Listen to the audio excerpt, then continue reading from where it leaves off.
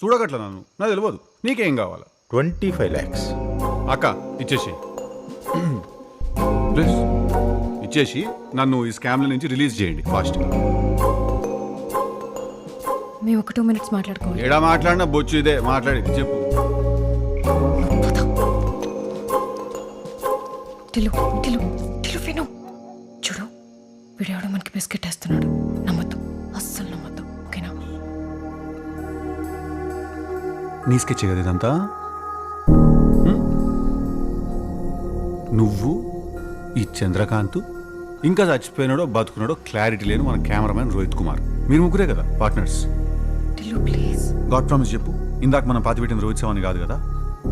నేను ఎవరి శవం పాతిపెట్టినా కూడా నాకు తెలియదు. అట్లుంటుంది మనతోని రాధిక.